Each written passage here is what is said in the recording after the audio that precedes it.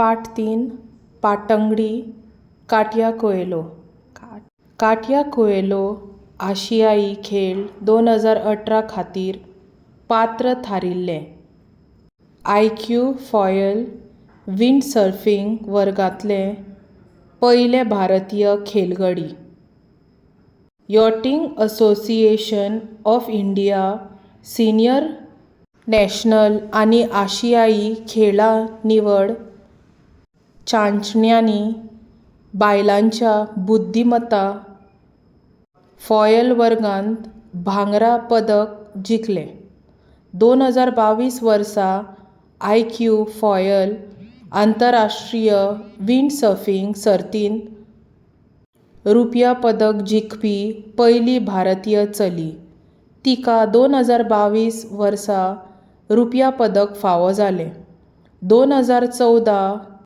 नानजिंग हांगा जाल्ल्या गिमाठी युवा ऑलिंपिकांत वांटो घेवपी एकलेच भारतीय विंडसर्फर म्हूण ताची नोंद जाल्या माणकुल्या भांगराळ्या गोंयांक सुमार 101 किलोमीटर लांबायेची दर्यादेग आसा गोंय म्हणटनाच सगळ्यांत पयलीं दोळ्या मुखार येतात त्यो हांगाच्यो सैम सोबीत दर्यावेळो ह्या दर्याचो वापर नुस्तेमारी पर्यटन आयात निर्यात मिठागर अशा साबार वेवसाया खातीर करतात हे आमचे दर्यादेगे वयले पवित्र भुंयेर 13 ऑगस्ट 1999 ह्या दिसा भोवमानेस्त डॉनल्ड आनी अंबिका कोएलो हांच्या पर्वरी वाठारांतल्या एका गराब्यांत बाय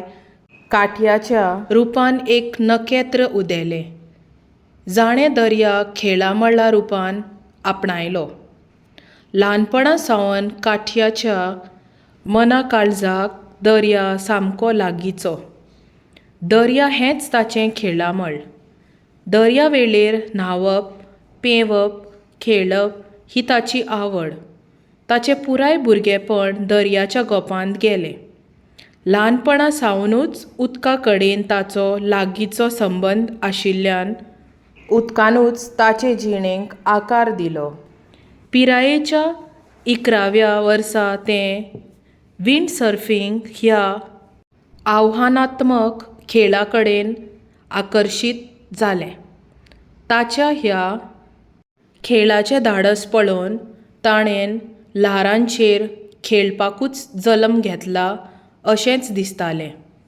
दर्या ल्हारांची संवकळ आनी हेच संवकळीक शक्त मानून केन्ना तरी उदका खेळा खातीर आंतरराष्ट्रीय पांवड्यार भारताचें प्रतिनिधित्व करपाक मेळचें हे खर इत्सेक हांकां लागून ताणें ह्या खेळा कडेन गंभीरतायेन पळोवपाक सुरवात केली ताच्या बापायन ताचे सेलिंग आनी विंडसर्फिंग खेळा कडेन वळख करून दिली काठयाची भावंडां ल्हारां वांगडा निर्भयपणान खेळटालीं ताका दर्याच्या ल्हारांचेर उफेतना पळोवन काठयाक आपुणूय ल्हारां वांगडा खेळचें ल्हारां सयत उफेंवचें दर्याचो आस्वाद घेवचो अशें दिसपाक लागलें तीच ताणें आपले जिणेची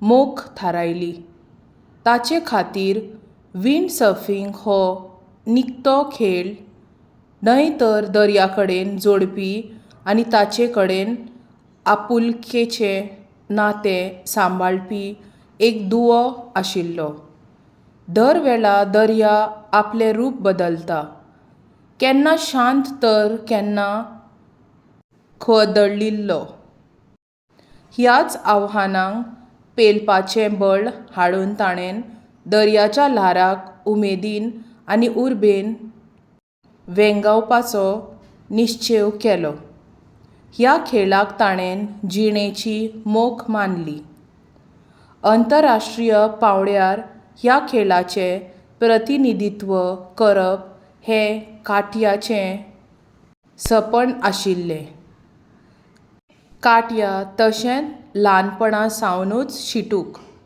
हेच शिटूकसाणेन ताणें स्वताच प्रायोजक सोदले. घरच्यांच्या आदारान आनी आपल्या हावेसाक दिका दिवन आयिल्ले दर एके आडखळीचेर जैत जोडले. खेळांत प्रशिक्षण आनी सराव खूब म्हत्वाचो आसता.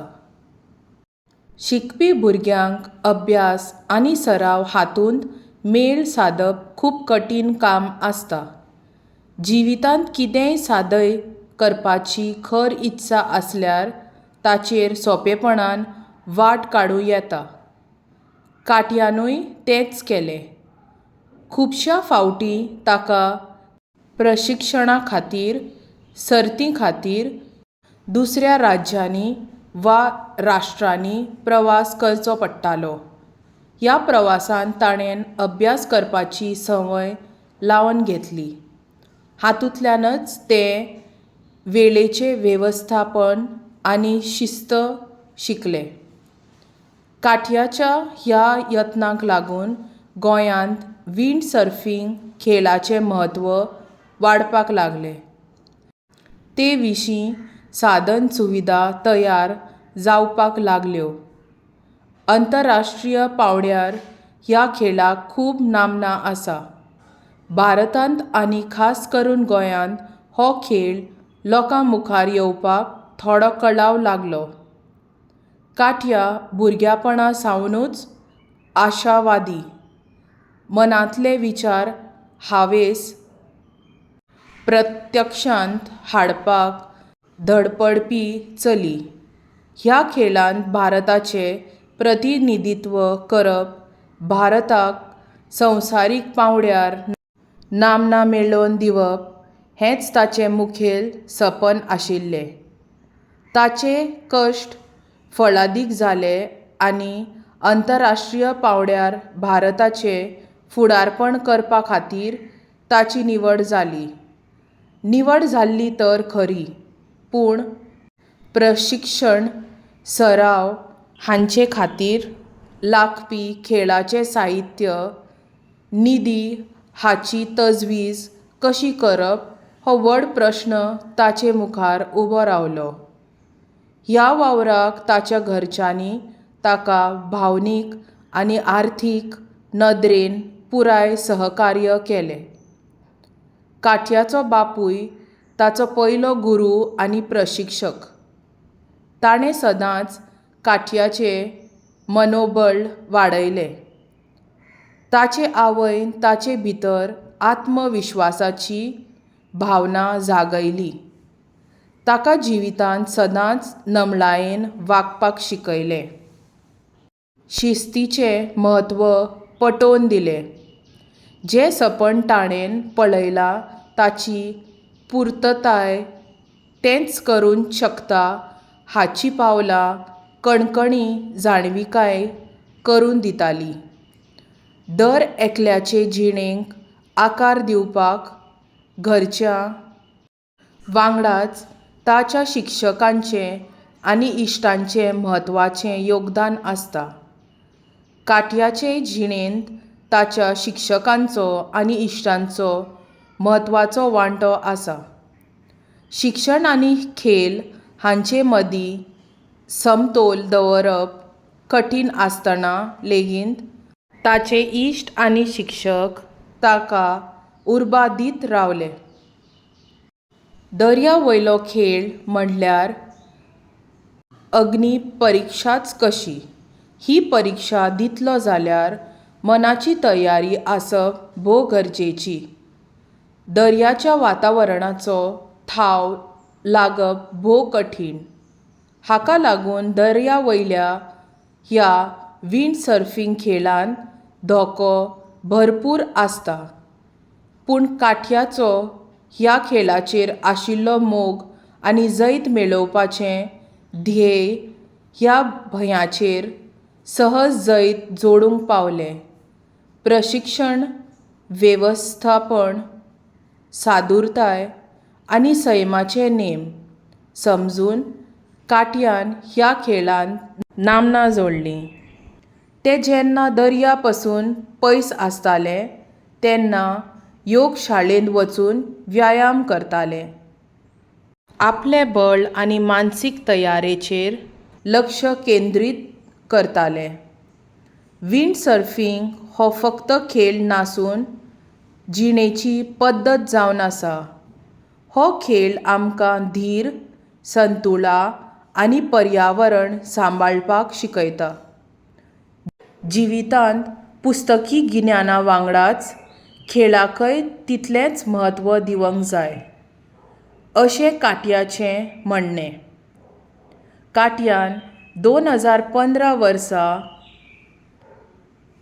इस्वेंत आशियन ओपन चॅम्पियनशिपींत टेक्नो क्लास 2 पदकां जिखलीं. ताका 2021 वर्सा प्रतिश्ठेचो प्रायड ऑफ इंडिया पुरस्कार मेळ्ळो. 2023 वर्सा आंतरराष्ट्रीय बायलां दिसा निमतान 40 बायलां सयत गोंय सरकारा कडल्यान पुरस्कार फावो जाला. 2023 वर्सा जाल्ल्या 37व्या राष्ट्रीय खेळां सर्तीच्या उक्तावण सुवाळ्याक काटयाक बायलांच्या संवसारीक क्रिकेट करंड विजेता पंगडाची मुखेली हरमनप्रीत कौर सिंग हाचे वांगडा खेळाची मशाल भारताच्या प्रधानमंत्र्याच्या हातांत दिवपाचो भोवमान फावो जाला. आयजवेर काटयान ह्या खेळांत राष्ट्रीय पांवड्यार 20 भांगरा पदकां जिखून खेळां मळार गोंयच्या चलयांची तांक सिद्ध केल्या. भारतांत ह्या खेळांत चलयो खूब उण्यो दिसतात. तो खेळ आपणावपी घडये काटया ही पयली आनी एकमेव भारतीय चली म्हणल्यार अतिताय जावची ना. काटया हें युवा खेळगड्यांक ह्या खेळांतलो मार्ग दाखोवपी नखेत्र. आडखळी आडमेळ्ळ्या बगर जिवीत केन्नाच मुखार वचना म्हूण काटया म्हणटा. ह्यो आडखळी आनी आडमेळी म्हटल्यार आपल्याक ध्येया कडेन पावोवपी निसण.